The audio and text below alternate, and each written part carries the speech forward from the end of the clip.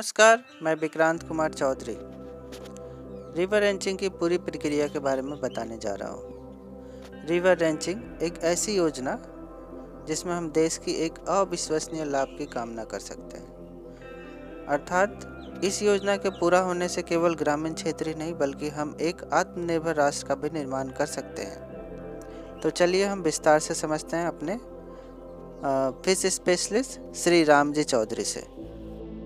मैं राम जी चौधरी साहिबगंज झारखंड का रहने वाला हूँ। आज मैं एक योजना के बारे में बताना जा रहा हूँ जिसका नाम है रिवर रेंचिंग। रिवर रेंचिंग की क्यों आवश्यकता हुई, इस विषय में मैं बताना चाहता हूँ। पहले जो हमारे नदी की जो स्थिति थी वो सब तरह के जीव जंतुओं के साथ, बाहरी पक्षियों, देसी पक्षियों के साथ नदी चहचहाती थी। मछलियाँ इतनी थी कि छोटे से छोटे जाल लेकर लोग जाते थे तो मनो मछली मार कर लाते थे और अपनी रोजी रोटी की व्यवस्था करते थे। एक एक कोल में बाहरसी महाजाल, घाई जाल ये लोग लेकर आते थे। एक कोल में जब मछली का आकन उठता था तो उसमें हजारों मन मछलियाँ होती थी, जिसमें 2 भाग अन्य मछलियाँ हुआ करती थी, 1 भाग हिल्सा हुआ करता था। आज इस नदी में एक भी हिल्सा देखने को नहीं मिलता है।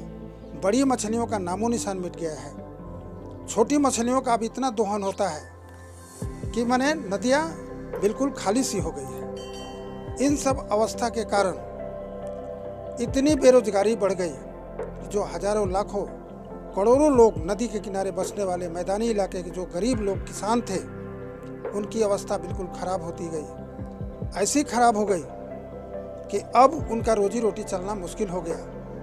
तब वे बाहर की तरफ भागने लगे, अपना घर द्वार छोड़कर, बाल बच्चा लेकर के बाहर जाते हैं, पलायन करते हैं। और इससे उनकी जो दैनिक स्थिति थी वो बिल्कुल बिगड़ चुकी है। अब सवाल उठता है कि नदियाँ पहले के तुलना में, जो कि स्वच्छ गंगा, निर्मल धारा, मीठा पानी जो पीने के योग्य थी, आज इतना प्रदूषण फैल गया है जो कि पानी पीने लायक तो नहीं है। लोग उसमें मुंह धोना पसंद नहीं करते हैं। व्यवसाय जो होता था, पहले उतनी बड़ी मछलियां थी कि जब ब्रीडिंग करती थी तो इतना स्पॉन होता था कि एक बहुत बड़ा बिजनेस में गिना जाता था और हजारों, लाखों की संख्या में लोग इस क्षेत्र में काम करते थे और इस स्पॉन को ले जा करके बंगाल में या अन्य जगहों पर ले जा करके बेचते थे और इससे बहुत अधिक पैसा कमाते थे।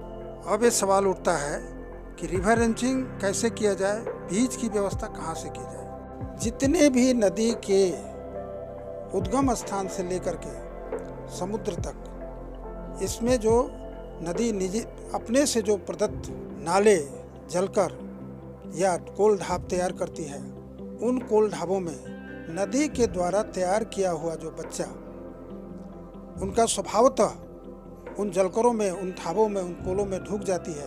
उसको सोसाइटी के लोग या मछुआरे उसको घेराबंदी करके उन छोटे मछलियों को जो 4 से 6 इंची की होती है, उन मछलियों को मारकर सस्ते दामों में बाजार में जो बेच देते हैं। सिर्फ उन्हीं सब मछलियों को नज़दीक के कोल ढाब या जलकरों से खरीद करके पुनः यदि नदी में छोड़ने की व्यवस्था कर दे तो नदी की अवस्था बहुत सुधर जाएगी।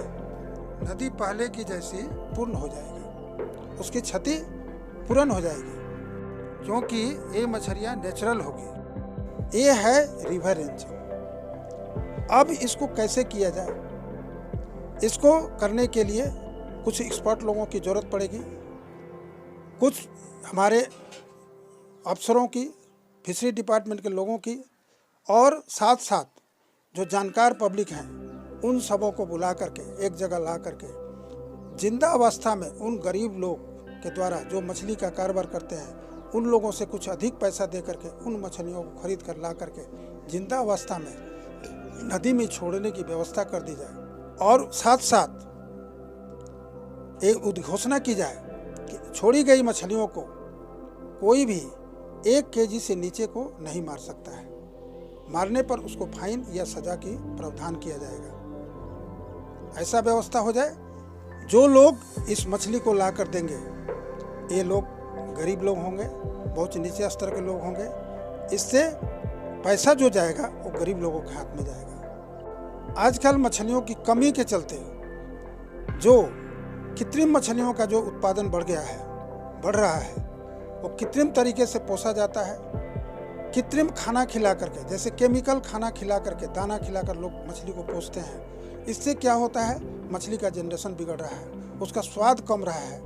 और इस तरह के तरीके से पोसने के चलते बाजार में सस्ते दामों तो बेचते हैं, लेकिन इससे तरह तरह की बीमारियां फैलती है और इसका प्रभाव अधिकतर महिलाओं और बच्चों और गरीब लोगों पर इसका असर ज़्यादा होता है। आज इन सब खतरे से, इन सब समस्याओं से यदि देश को बचाना है तो रिवर रेंचिंग की अति आवश्यकता है। इसमें सरकार कितना ही पैसा यदि खर्च करे तो वो कम ही है, क्योंकि हमारे सरकार के तरफ से जितनी भी योजनाएं लाई जाती है, जैसे मनरेगा है, आपका 100 दिन का जो काम है, या नमामि गंगे है, या शौच की व्यवस्था करना है, इन सब चीज़ की व्यवस्था करने के लिए जितना भी पैसा खर्च किया जाता है, आज कम ही पैसा में नदी का मछली बढ़ जाएगा। और मछली बढ़ने से मछलियाँ ही नदी को साफ करते रहेगी। हमेशा के लिए नदी साफ होते रहेगा। हमेशा के लिए नदी के द्वारा जो मछली जो छोड़ी जाएगी वो 1 साल के बाद बूडर्स हो जाएगी और ब्रीडिंग करेगी। इससे स्पोन की बहुत अधिक बढ़ोतरी हो जाएगी, मछलियों की बहुत अधिक संख्या बढ़ जाएगी। मछलियाँ अपनी व्यवस्था, अपनी रेंचिंग अपने आप करने लगेगी। इसलिए आगे हमको भविष्य में उतना खर्च नहीं करना पड़ेगा।